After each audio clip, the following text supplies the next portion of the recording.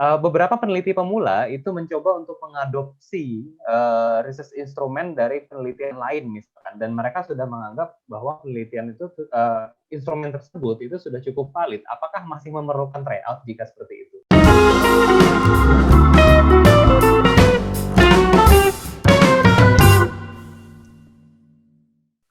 Bismillahirrahmanirrahim. Assalamualaikum warahmatullahi wabarakatuh. Selamat datang di UMK Talks Academy. Pada hari ini kita akan melanjutkan pembahasan kita di episode ke-24 dan pada episode pada hari ini kita akan membahas sesuatu hal yang menarik terkait dengan research instrument, yaitu terkait dengan tryout. Apa sebenarnya tujuan dari tryout dan bagaimana kita melaksanakan tryout? Mungkin kita akan membahas ini lebih lanjut.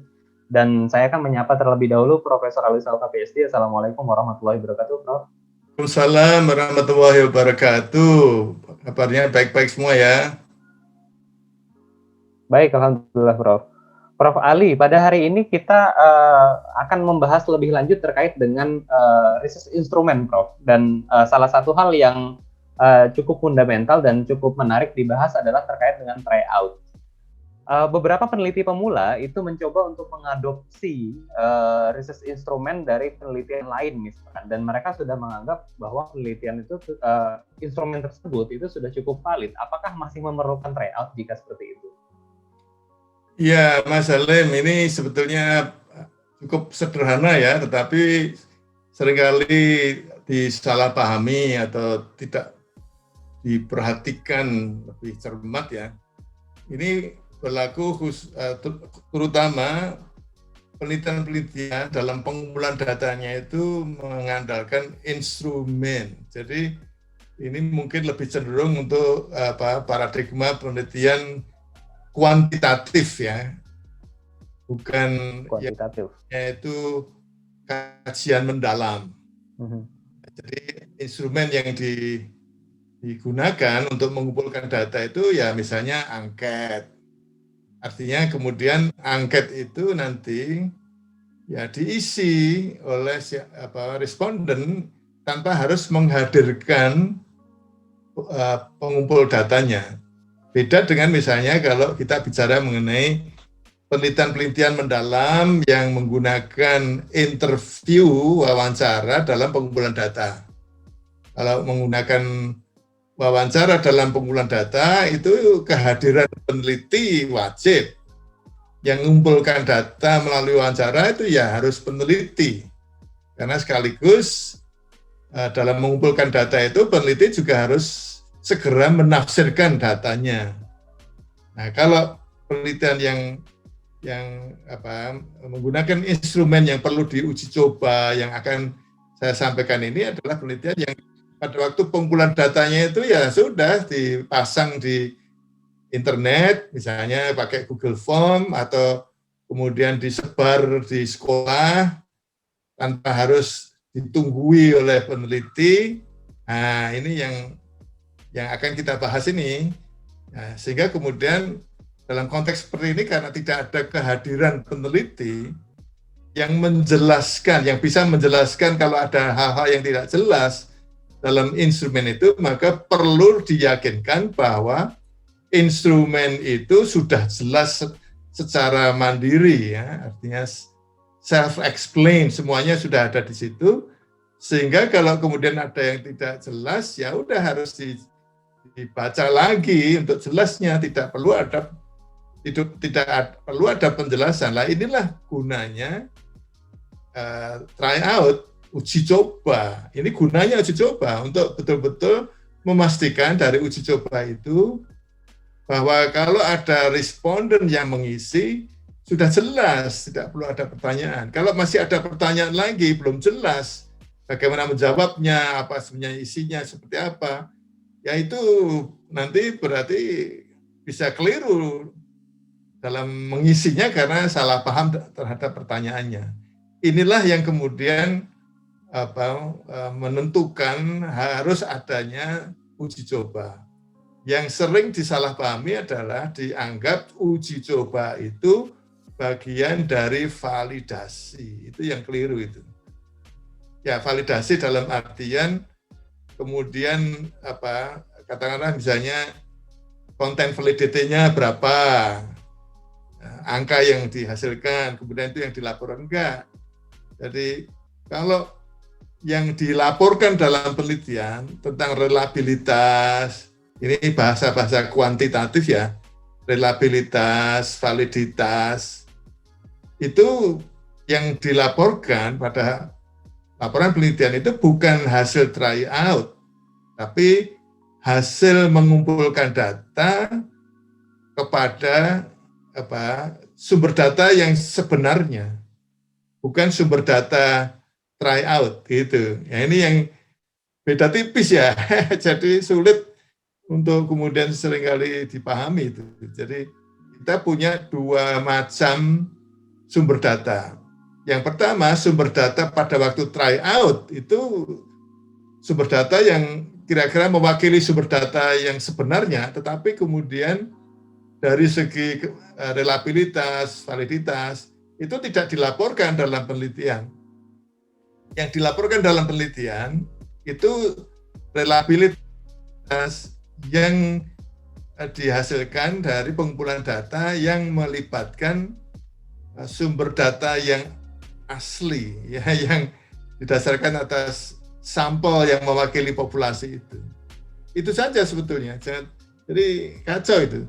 Nah, sehingga kemudian tryout itu gunanya untuk melihat mana yang masih perlu diperbaiki. Nah ini.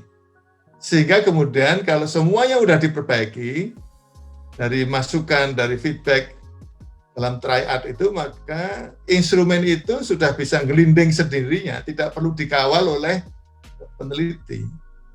Dititipkan pada kepala sekolah, misalnya pada waktu tidak ada pandemi ya, titipkan pada kepala sekolah, titipkan pada guru, untuk kemudian disebarluaskan pada para guru, pada peserta didik, tanpa harus ada kehadiran peneliti.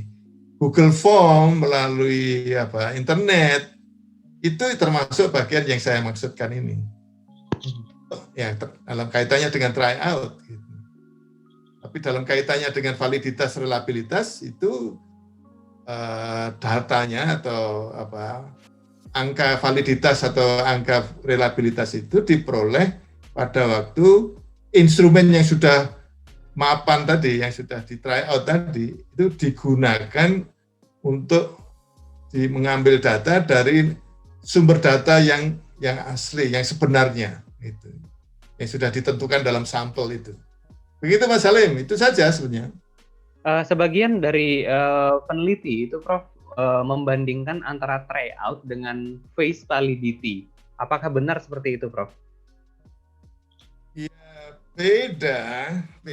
Itu sekali lagi kalau melaporkan phase validity, itu juga phase validity setelah di tryout, bukan sebelum di tryout.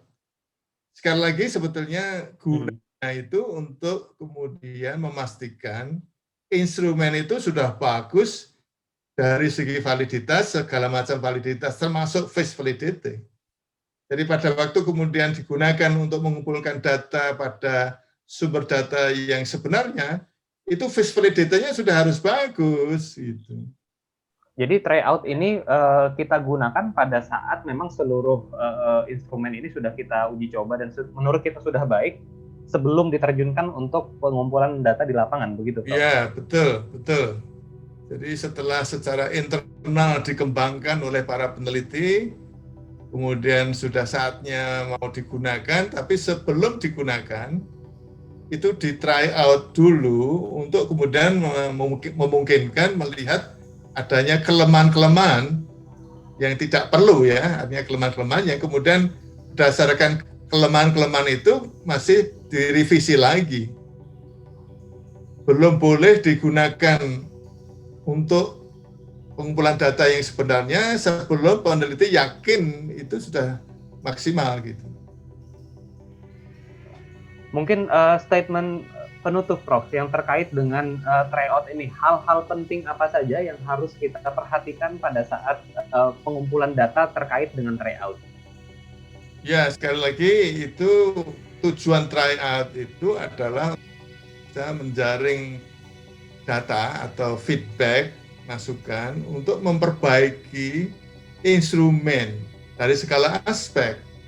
Yang paling penting adalah apakah kalau misalnya dalam bentuk pertanyaan, apakah para calon responden ya, yang kemudian di dalam tryout itu adalah yang kira-kira disimulasi mewakili para calon responden yang sebenarnya betul-betul paham atas pertanyaannya, sehingga jawaban yang diberikan itu betul-betul didasarkan atas pemahaman pertanyaan itu. Kalau kemudian ternyata mereka salah paham dengan melihat misalnya jawabannya, loh kok jawabannya begini, kemudian ditanyakan pada responden, loh tadi saya kira pertanyaan seperti ini, baru kemudian direvisi pertanyaan seperti itu.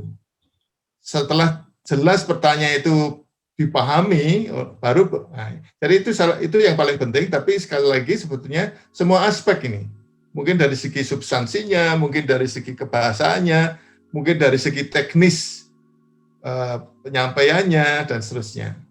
Nah, kemudian yang perlu juga yang penting lagi adalah sumber data dalam tryout. Jadi responden dalam tryout itu yang betul-betul kira-kira mewakili sumber data atau sampel yang nanti memang akan mengisi instrumen kalau sudah dilakukan pengumpulan data yang sebenarnya. Itu Mas Salim. Baik. Terima kasih banyak Prof. Ali atas materinya pada hari ini, cukup penting sekali ini ya, karena sebagian dari kita masih memiliki pemahaman yang mungkin misleading. Kita masih mengira bahwa tryout ini adalah bagian dari validity, padahal pada saat kita melaksanakan tryout, validity itu seharusnya sudah selesai secara internal, begitu Prof ya?